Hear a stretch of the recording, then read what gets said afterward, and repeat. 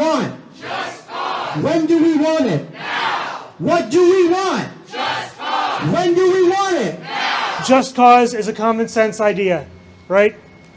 That if your employer is going to fire you, going to lay you off, they better have a good reason. They should tell you in advance, give you a chance to fix the problem if it has to do with your performance, and it should be enforceable by a workers' rights commission.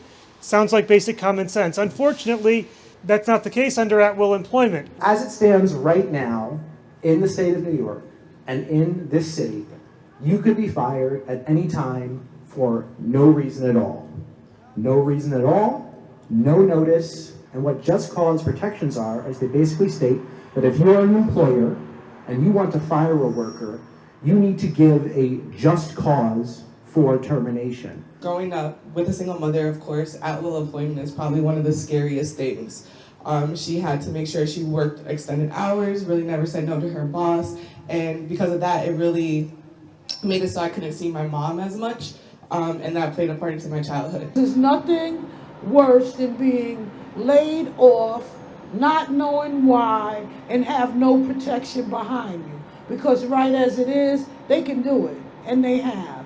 And so as a woman of color, a black woman, I always know I need every protection that I can use in this society, period. Every worker deserves to feel secure in their job, to know that their livelihood won't be taken away without warning and fair reasoning. As a union, having a just cause clause in our contract has given us protection we didn't have before, including the protection that we need to bargain with less fear of retaliation. I also want to mention that when we first got just cause in our contract, it actually helped us reinstate an employee that had been fired for their union organizing activity.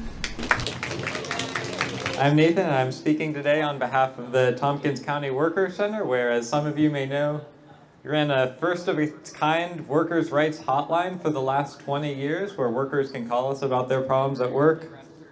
And in the last 20 years, we received calls from over 5,000 local workers with all kinds of different problems at work. And the most common ones are unjust firings, followed by unpaid wages and bullying. And we know that the cases we see are just a small minority of what's really happening in the community too. If employees are getting bullied or treated unfairly, we just have to tell them the truth that, yeah, if they stand up for themselves, they are at risk of getting fired because there aren't those protections. So passing just cause legislation would be a milestone because it would shift the burden of proof from the workers to the employer to prove that they had a just cause in all cases of firing. It would send a message to workers that they don't have to live in fear of bad bosses all the time. They can stand up for themselves and for each other. They can speak their conscience about how their employer can better serve the community and the planet, and they can be legally protected when they do that. I am chair of the Tompkins Working Families Party. I'm proud that the WFP has endorsed this campaign, and I'm very proud that my hometown of Ithaca, New York, is going to pass Just Cause. Most people want to work. Everybody, in fact, wants to work. They want to work in good conditions. They want to work in ways that support the welfare of their families and their community. They don't want to work under coercion and under threat.